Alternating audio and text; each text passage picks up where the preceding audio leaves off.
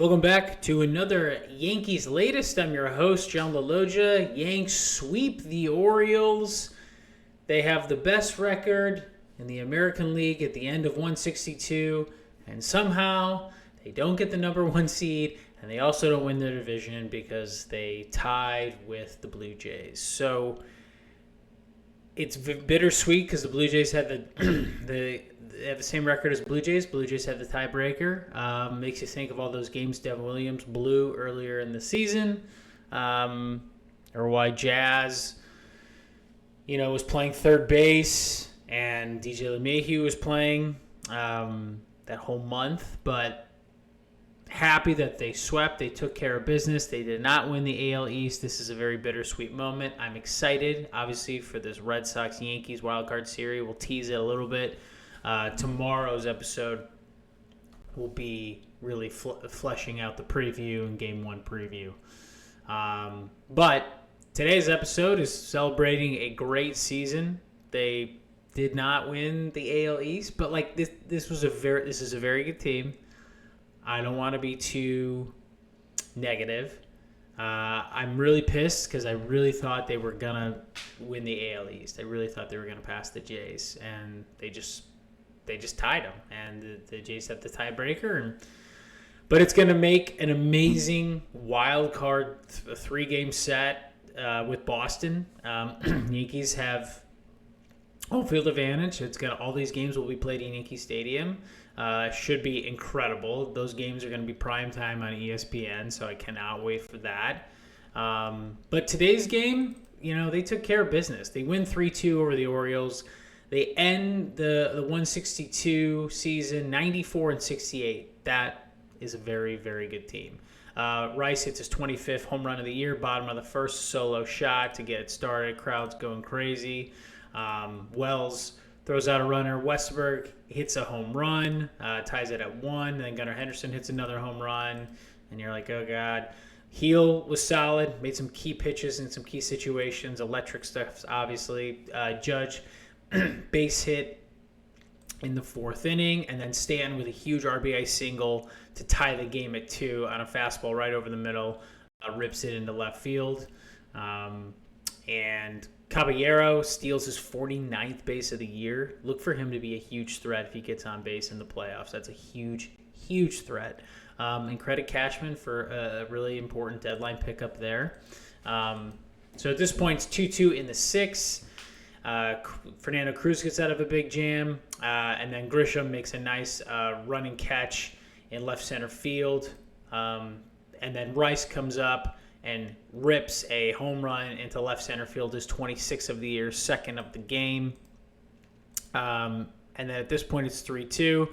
Bednar comes in, shuts the door, 98, blows it past Colton Cowser, and they get the win. So again, Bednar is nails. He is a legit and elite closer. You feel really good when he comes into a game. And they end up winning. Unfortunately, the Jays score a ton of runs, and they beat a Rays team who, frankly, rolled over for them. You see, and you saw the Mets not be able to make it to the playoffs this year. And look how hard the Marlins played them the last game of the season. They threw every one of their best pitchers. They emptied the tank to try to beat the Mets, and they did.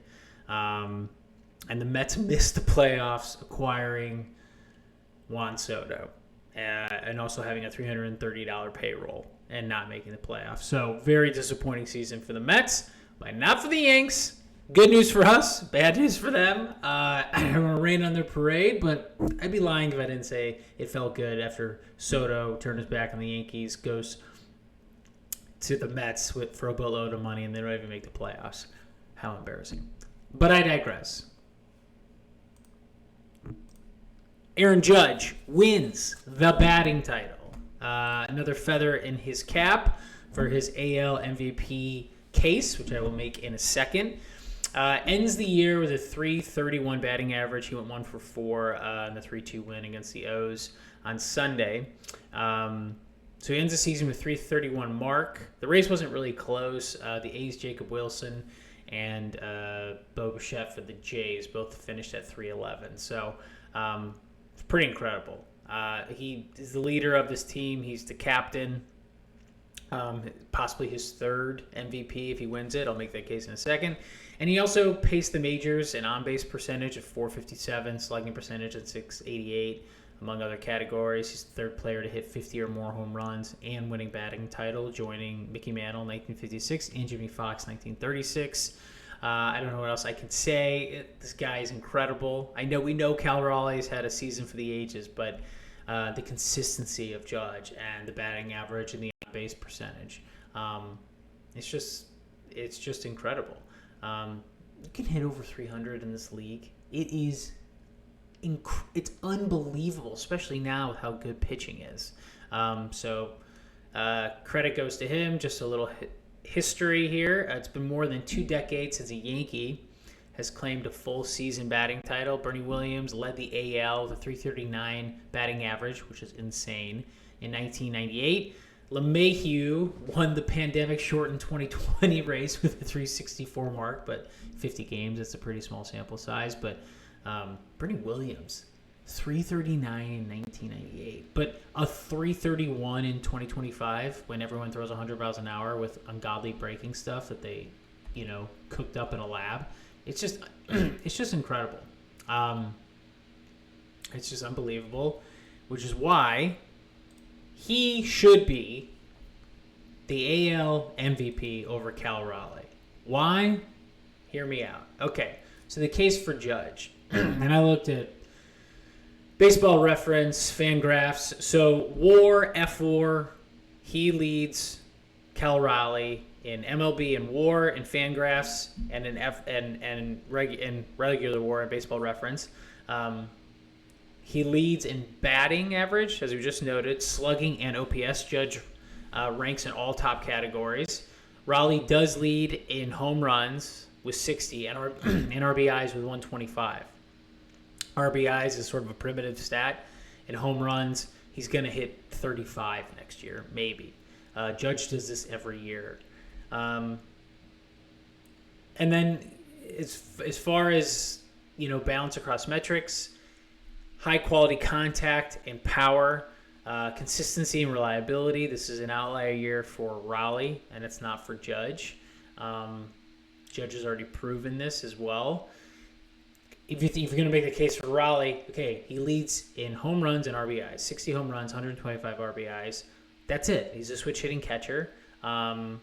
Yes, he's good defensively, but not as high a WAR as Judge, so Judge has the edge there. In all, Judge leads in total WAR, not just home runs and RBIs.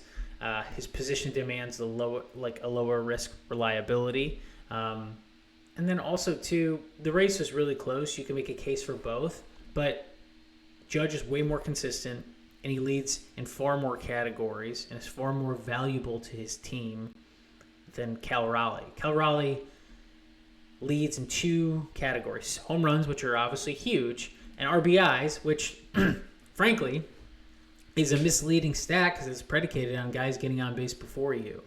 But Judge's OPS and his WAR defensively combined with the consistency, I don't think it's a question that it's Aaron Judge. I know this is a Yankees podcast, but he is the better player. He is the better overall player than Cal Raleigh. Cal Raleigh is having an outlier type of season. It's incredible. He just hit a home run the other night that went in the third deck of T-Mobile Park, which is crazy. The power of this guy, it's unbelievable. However, Judge does this every single season. He is the AL MVP. Hopefully he wins. Well, ESPN is probably going crazy, and this is like a wet dream for ESPN, honestly, just because it's Yankees Red Sox. They're gonna freaking go crazy. They're gonna dedicate specific Baseball Tonight segments or whole episodes dedicated to these 2 teams. But this is what we got in the wild card. It's awesome how it plays out. Game 1, Tuesday, 6:08. These are all primetime games at night, 6:08. 7 7:08 Eastern. Game 2, 7:08. Game 3, possible game 3, 7:08. Tuesday, Wednesday, Thursday. Tuesday starting September 30th, Wednesday, October 1st, Thursday, October 2nd. So, should be awesome for the Red Sox. I'm going to do a whole preview tomorrow, game 1. No one's really announced anything just yet, but here's what we have so far, and here's what I feel comfortable saying. So, game 1 starter, it's going to be Crochet for the Red Sox. I think we know that. He's the AL Cy Young candidate who's virtually unhittable against the Yankees this year. 3-0 holding New York Yankees hitters to a 200 average with 39 strikeouts and 7 in a third innings pitched, which is unbelievable. Crochet's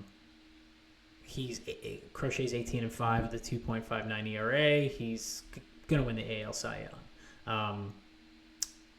That's going to be tough. It's going to be very tough. It's going to be tough for Bellinger. It's going to be tough for Grisham. Judge and Stanton. He's really, really tough against lefties. Judge and Stanton are going to have to come through. I'm praying that Judge has a good postseason because we know he's incredible and I just want him to do well. Is that so much to ask? It's not. Strengths and weaknesses. So here's what I feel like. The Yankees have a better lineup than the Red Sox. They have more talent than the Red Sox. I think they're a better team. I think a lot of people think that they're a better team. They have elite home run potential with pretty much everyone throughout the Yankees lineup. What concerns me about the Red Sox, they play strong defense, which the Yankees, I wouldn't say they're the best defensive team, and they're a deep contact-oriented team. They do not strike out. They put the ball in play, which means if you're the Yankees, you have to have a clean game.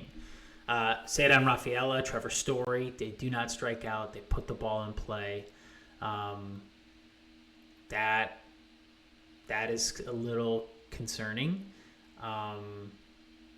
Now, Yankees need a slug, and it's just the bottom line. They have to slug, and the Red Sox will probably rely a little bit more on manufacturing home runs and good defense, but they can do it.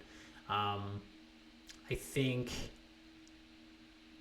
the Yankees closed the regular season on an 8-game winning streak, so they're hot right now, which is great, and they're playing well. The Red Sox do have some sort of psychological edge, which concerns us, obviously, because we know they're the better team, but they are the Red Sox. It helps that it's at Yankee Stadium. If this was at Fenway, I would not feel great. I don't feel great. I don't feel awesome, but I feel a lot better that's at Yankee Stadium. Head-to-head series, Red Sox are 9-4 and winning 5 of 7 at Yankee Stadium this year. Alex Cora lifetime is 17-8 against the Yankees. So we'll see what happens. Should be exciting. I will be here tomorrow to preview Game 1 of the series. They get an off day today on Monday. Rest up. Get ready for the playoffs. We did it. We made it through the whole season. This has been your Yankees Latest. I'm your host, John Laloggia. I'll be here tomorrow to preview the Yankees Red Sox. Take care. We'll see you then. Bye-bye.